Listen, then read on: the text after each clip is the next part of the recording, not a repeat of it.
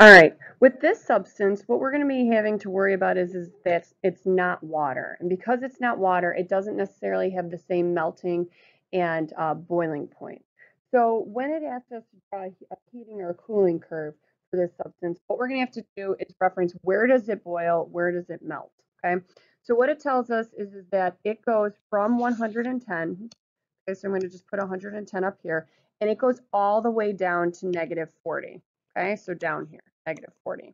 So what I need to think about is at any point between 110 and -40, does it undergo a melting or a phase change or boiling or another phase change?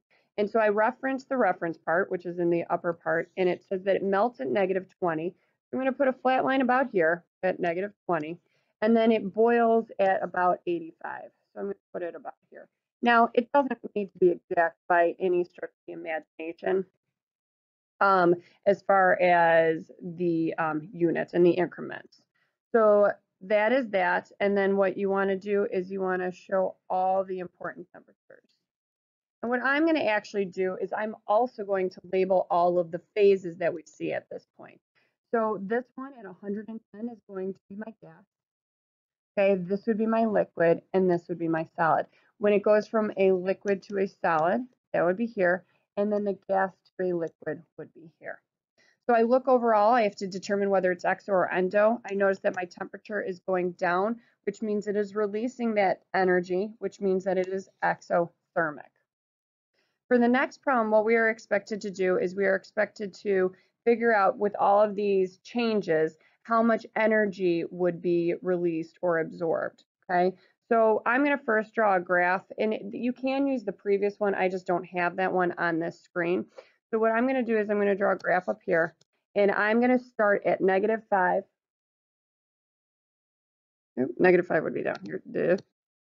I'm going to start at -5, and I have to go all the way up to 95. So during that time from -5 to 95, I have to figure out if it boils or if it melts at any point. The melting point is at -20, so I'm already past that at -5, so I'm not going to have that. But what I am going to have is a boiling point at 85. So at about 85, I'm going to have a flat line, and we've got a graph that looks like this. So it's kind of like this, much better. And this is at 85, 95, and that would be -5. So my first process with all of these is that you're going to have to figure out the heating part. And the heating part of this one would be of the liquid. So we are going to go for heating from -5 to 85.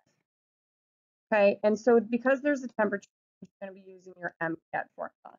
In this case, your mass is 25 grams.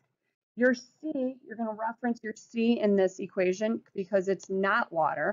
It would be 2.499. I mean 2.49. That's 2.49. And then your delta T is final minus initial, so 85 minus -5. And so when you solve all this, you get 5,602.5 joules. All right, the next thing that you want to deal with is this little part where we are boiling. So this would be boiling. And what formula are you going to use for that? Well, you're going to use the phase change formula of Q equals HM. The H you are going to use is for vaporization for this case. So it is not water once again, so it's not that 2260. Instead, it's going to be 501.6.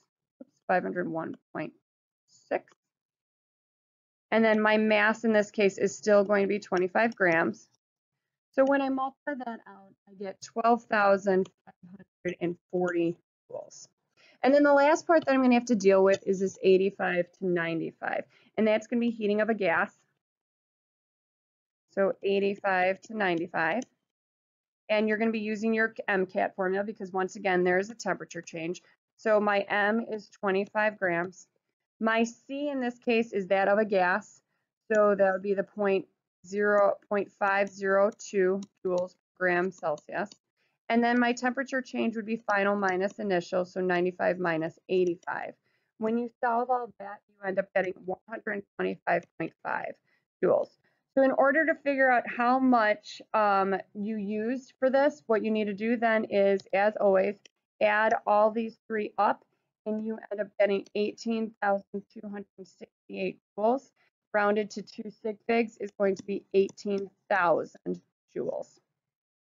Then it asks us using the same information, what kind of a graph would you do? Well, or an LOL diagrams. Well, we know that we went through 3 different things.